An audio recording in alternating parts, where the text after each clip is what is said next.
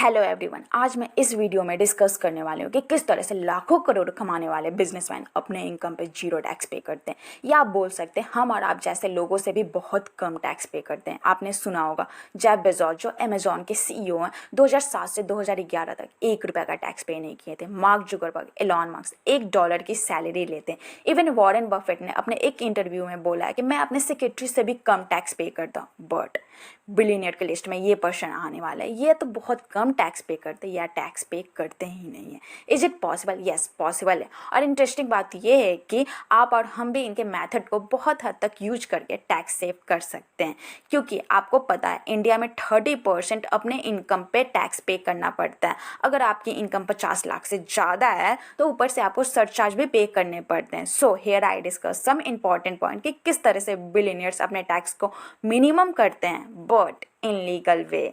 Video के last तक बने रहिएगा, जिसे आप अपने लाइफ में यूज कर सकते हैं और अपने नॉलेज को भी इन्हेंस कर सकते हैं। बिना कुछ देरी के फैक्ट्स पे आते हैं। आई डिस्कस 5 पॉइंट कि किस तरह से बिलियनियर्स अपने टैक्स को मिनिमम करते हैं। First, holding wealth in stock and real estate. इसे आप कुछ इस तरह से समझ सकते हैं, जो बिलियनियर्स होते हैं वो अपने पैसे बैंक में रखते ही नहीं है, क्योंकि उन्हें पता होता है बैंक जो उन्हें इंटरेस्ट देती है वो बहुत कम होता है compare too invested in stock and real estate.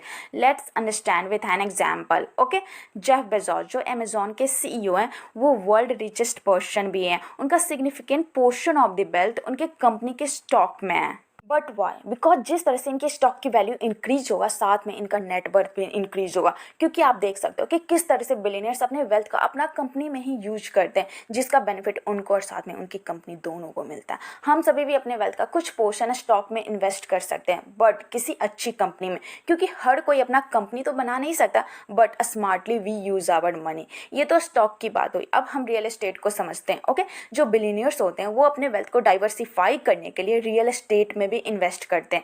Warren Buffett, आप सभी ने तो नाम उनका सुना ही होगा। बहुत लोग वॉरेन बफेट को most successful investor of all time in stock market से जानते हैं। ये स्टॉक मार्केट में तो इन्वेस्ट करते ही हैं, साथ में ये रियल एस्टेट में भी इन्वेस्ट करते हैं। एंड रियल एस्टेट एक स्टेबल इनकम प्रोवाइड करता है through rental properties, and over a time इनकी वैल्यू भी एप्रिसिएट होते रहती है। एंड बिलियनियर्स इस तरह से अपने वेल्थ को डाइवर्सिफाई करते हैं और इंक्रीज भी करते हैं। यहीं पर आप और हम जैसे लोग क्या करते हैं, अपना सिग्निफिकेंट पोर्शन ऑफ वेल्थ क्या करते हैं, सेविंग अकाउंट में डाल देते हैं, एफडी करवा देते हैं, रिटायरमेंट फंड में डाल देते हैं, प्रोविडेंट फंड में डाल देते हैं, और जो बहुत लो रिटर्न प्रोवाइड करता है compare to stock and real estate. Is that clear?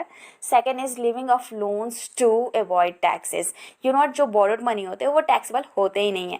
And जो बिलियनर्स होता है इसका एडवांटेज उठाते हैं अपने स्टॉक के बिहाफ में लोन लेकर, और अपने लाइफ स्टाइल को भी मेंटेन रखते हैं। आपने सुना ही होगा एलॉन मस्क अब 2018 में $23.4 बिलियन के मालिक थे, तो भी वो $61 मिलियन का लोन लिए थे अपने घर को परचेज करने के लिए। वो चाहते तो अपने घर को खरीद सकते थे, बट वो ऐसा नहीं करते हैं, क्योंकि उन्हें पता है कि उनकी स्टॉक की वैल्यू इंक्रीज होने वाली है, और साथ में अगर वो अपने स्टॉक को सेल भी करते तो उन्हें बहुत टैक्स पे करना पड़ेगा।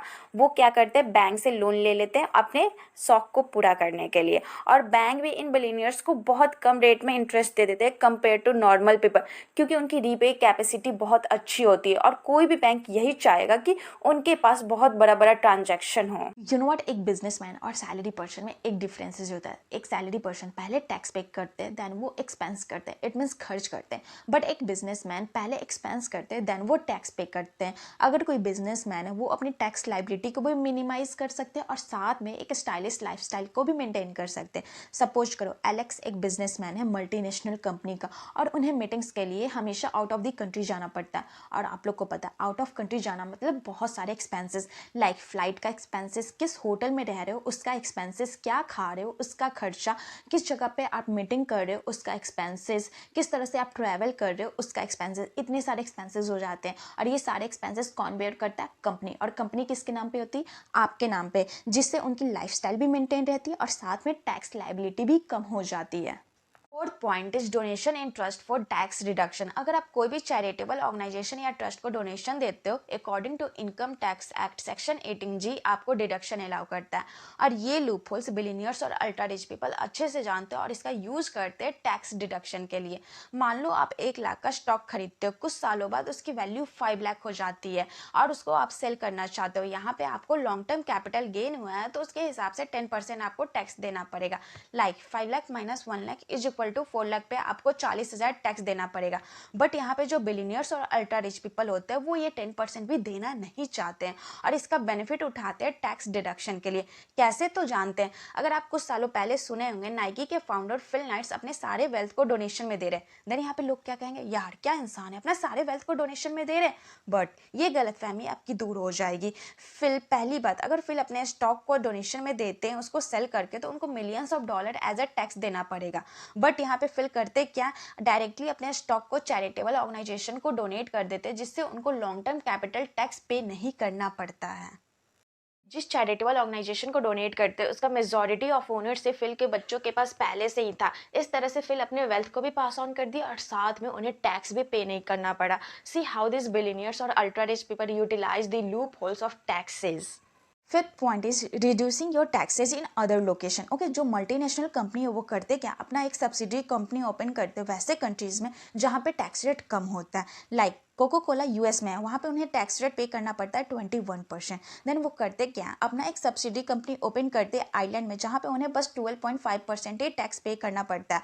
देन वहाँ से अपना सारे प्रोडक्ट को सेल करते हैं मिडिल ईस्ट कंट्रीज में और वहाँ पे जो भी रेवेन्यू उनको आता है आइलैंड के कंपनीज में बस उन्हें 12.5% ही पे करना पड़ता है, कंपेयर टू यूएस जहाँ पे उन्हें 21% पे करना पड़ता है। इसके और भी प्रोसेस है but I discussed in some other video. But क्या आपने कभी सोचा इतने सारे बेनिफिट बिलियनियर्स और अल्ट्रा रिच पीपल को ही क्यों मिलते हैं? क्योंकि गवर्नमेंट इन्हें खुद बेनिफिट प्रोवाइड करते हैं, क्योंकि ये लोग वो लोग हैं जो बहुत सारे एम्प्लॉयमेंट जनरेट करते हैं लाखों लोगों के लिए, जिसका बेनिफिट इनडायरेक्टली गवर्नमेंट को भी होता है। तो अगर आपने यहाँ तक वीडियो देख लिया तो प्लीज़ चैनल को सब्सक्राइब, वीडियो को लाइक कर दीजिएगा, इससे हमें बहुत मोटिवेशन मिलता है अपकमिंग वीडियो बनाने में। So please like and subscribe. See you guys in next video. Thanks for watching my channel.